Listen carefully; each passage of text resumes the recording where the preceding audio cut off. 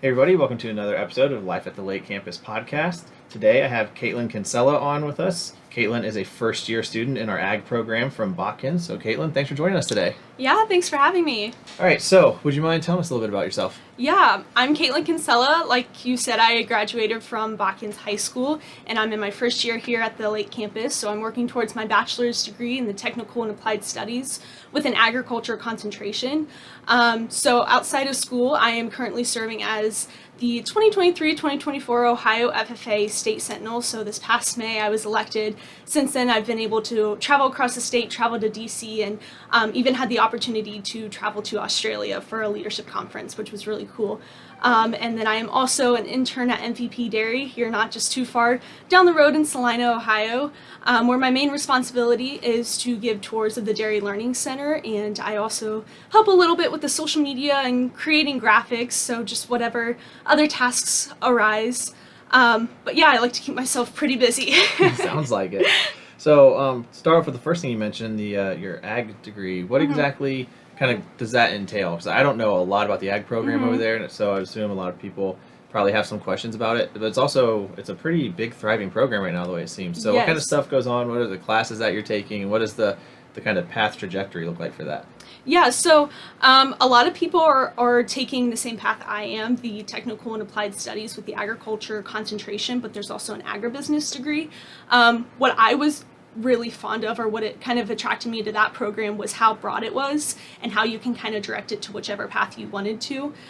So I'm focusing more on the communications and business side, but I mean there's classes as far as agronomy, animal science, nutrient management, like I said, communication, business, pretty much whichever path you want to take within agriculture, you're free to do so. And I think that's what a lot of people really enjoy doing. One thing that I really like about the ag program is how much of a connection that the professors and the people within the department have with the farming community here in Mercer County and even some neighboring counties. So they're always giving us internship opportunities and co-op opportunities, and always bringing in guest speakers to come in.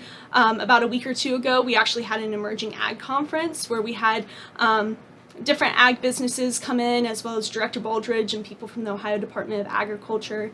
And it was just an event full of networking, and that's one thing that I really like about the ag department is how much networking they implement into the program.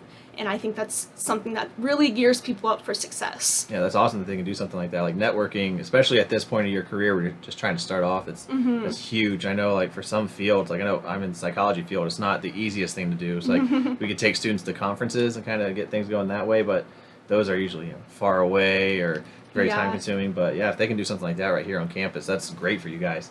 So once you kind of work your way through it, so I assume it's 4 years for there's both paths that you can. So you said there's the concentration that you're in, and then what was the other one? The ag business. The ag business. They both take about 4 years to complete. Yeah, you can do an associate's, but a lot of people do the bachelor's. Okay, so once you get that bachelor's, what are some things you can do with that degree? Like I said, it's very broad, so you have pretty much several options that you can go for. There's a few people going back to their family farms and taking kind of the knowledge that they've gained from the classes back to implement into their farms. There's people going right into ag businesses, sales, becoming agronomist. Personally, I want to take that path to work on a communications and marketing team for an ag business. I just want to advocate for the industry.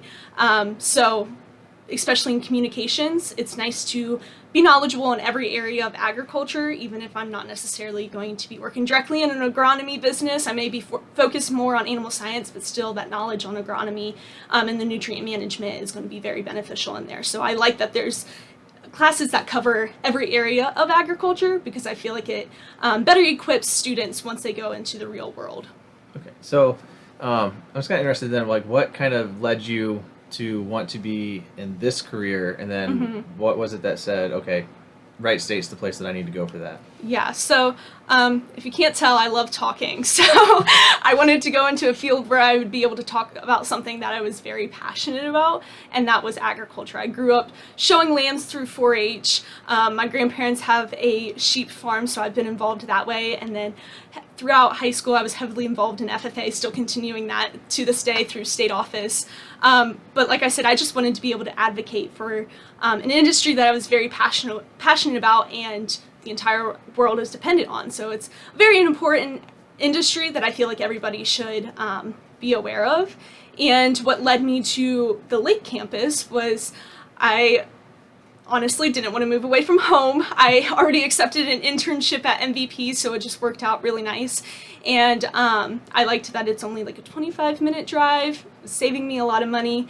And like I said, it had those deep roots within the farming community. And I had heard from several people that they work really hard to get you out in the real world, and those networking and internship and co-op opportunities that they would present to you.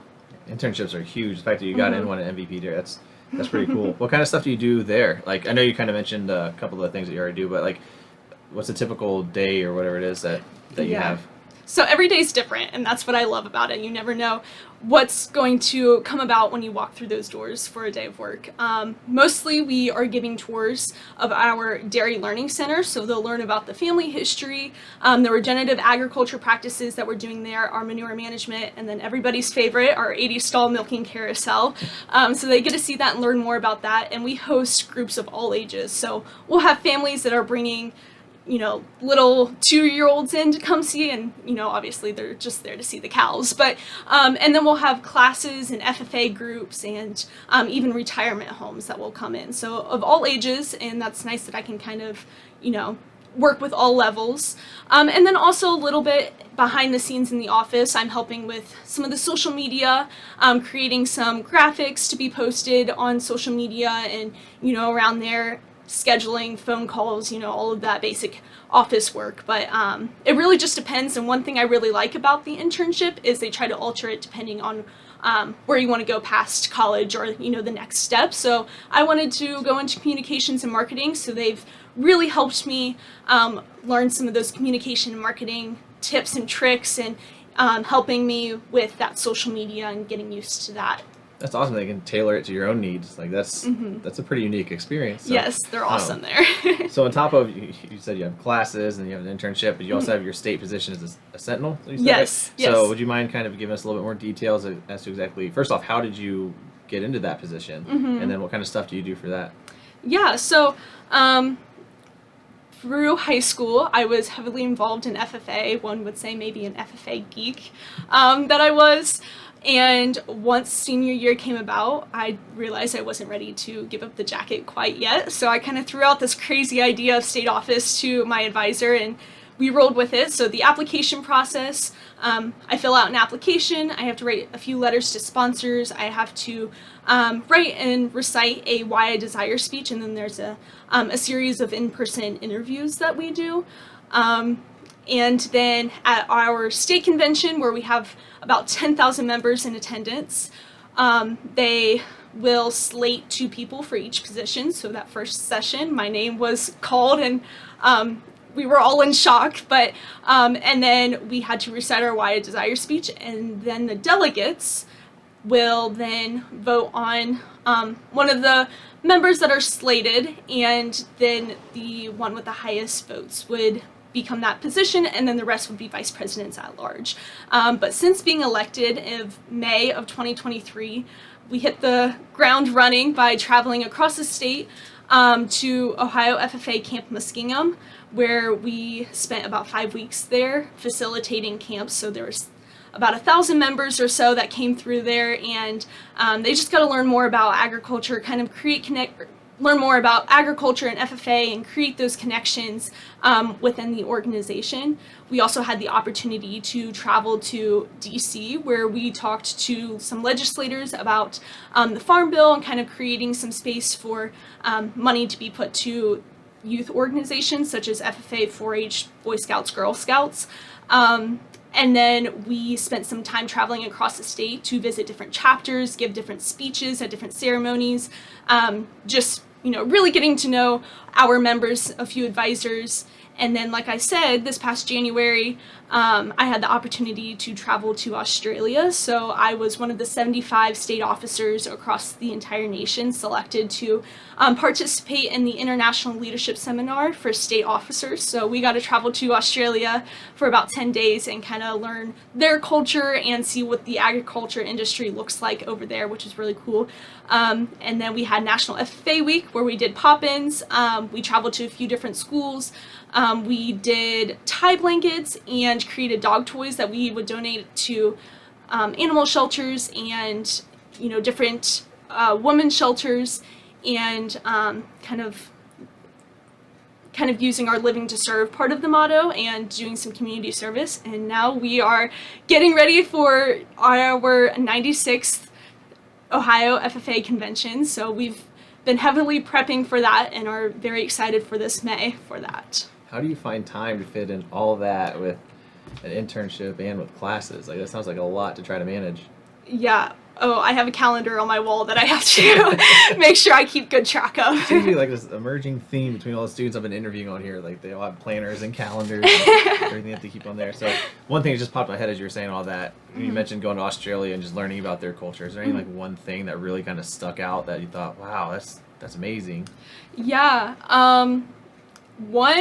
We spent some time in Sydney, and oh my gosh, that place is beautiful. Everything is just so clean and shiny and happy. That may have been because we just spent 15 hours in a plane ride, but as soon as we walked out, everything was just so happy, and the community was just so welcoming, and I really enjoyed that. Their hospitality at every farm visit that we went to was just incredible. They always had snacks for us there. So I would say that was one thing that stuck out to me. And then being an intern at MVP Dairy, kind of being familiar with the dairy industry through that, we actually visited a 50-stall milking carousel. So I was really excited for that since that was something I was familiar with. And as we talked with some dairy professionals and visited the milking carousel, we learned that their dairy industry is a little bit behind ours. So there was actually several people that came over to the States to learn more about our practices and the new technology that we were using. So it was really cool to be able to see that over there and how they were working off of that. Oh, that's really cool. All right, so last thing I want to ask you, then I'll let you get out of here. Do you have any one piece of advice that you would give students who are looking to kind of follow in your footsteps and do something similar that you're doing? Yeah, I would say take advantage of those internships, any opportunity to network and get your name and experience out there, especially in the communication field. I feel like the industry, the way that you are having to reach out to people is always changing. 20 years ago, we didn't have social media. Now that's, the main way to reach out to people and connect with those across the world. So being able to get that real world experience and figure out how to adapt so that you can best succeed within your role is something that's very important. I would agree. That's some great advice. I mean, we focus so much on grades and stuff when we're in the classroom, but in my opinion, getting that experience is just as important, if not more so, because that's what you're going to end up taking with you. Yes. So that's everything I have for you.